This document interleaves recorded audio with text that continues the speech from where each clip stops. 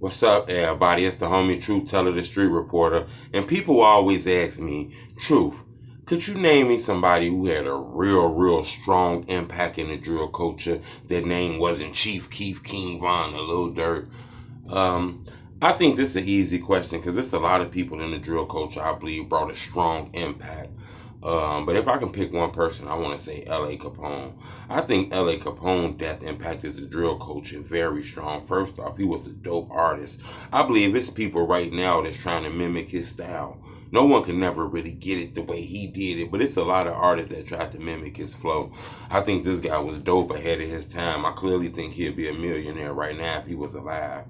A lot of things about his death, though, that kind of put a lot of bulletin points in the drill culture. His death actually spurned 600 Breezy career.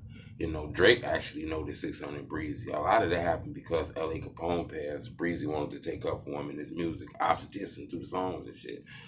Um, L.A. Capone was so strong in the culture that when he passed away, you know, close friends of his like Rondo and them end up getting involved in an altercation in Chicago where a cab driver ended up losing their life.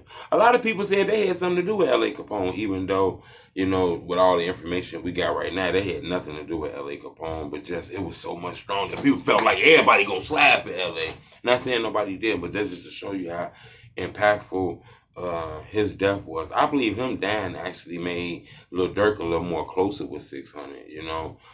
Memo signing the Lil Durk label, Just Blow signing the Lil Durk label. And I'm not saying they wasn't cool with Durk before, but I do think L.A. Capone passing away spurned the closeness with Durk and 600 and things like that, in case you guys really don't understand that, you know. L.A. Capone was strong. You know, a lot of things started breaking down once L.A. Capone passed away.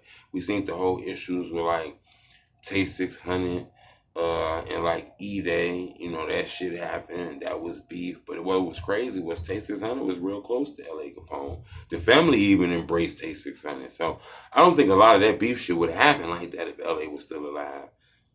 I think he was dope. He actually lost his life leaving out of a studio. You know, it still feel a little weird to me about somebody leaving out of a studio, especially the back entrance, and then somebody waiting. Kind of sound backdoors to me, you know, but I ain't finna get into that right now. But I think L.A. Capone was very strong in the culture. You know, him losing his life spurned a lot of shit. Brought a lot of turmoil in 600 and shit like that, you know. I actually asked Shark on Land about L.A. Capone. He told me a lot of dope things about L.A. Capone, so I can clearly tell that the hood had mad love for him. His killers were actually caught, apprehended, charged with a murder and convicted. According to the police, they said those guys did it allegedly. Some guys from like '05, Young Money. But this is very crazy because L.A. Capone death is kind of crazy because normally when guys out here losing their life to kill or get away, L.A. Capone killers were caught. You know, so it seemed like, you know, it was love for L.A. Capone. You know, the police found out what happened to him quick. So, you know, it's just crazy. But that's just one person I can speak on. There's a lot of people in the culture I think were powerful in the culture. But if you get a chance, check out some of L.A. Capone music. I'm going to tell you what's crazy. You listen to his music, it sounds like he just made the song yesterday. That's ahead of time he was, man. You listen to L.A., it sounds like he made those songs yesterday. You know?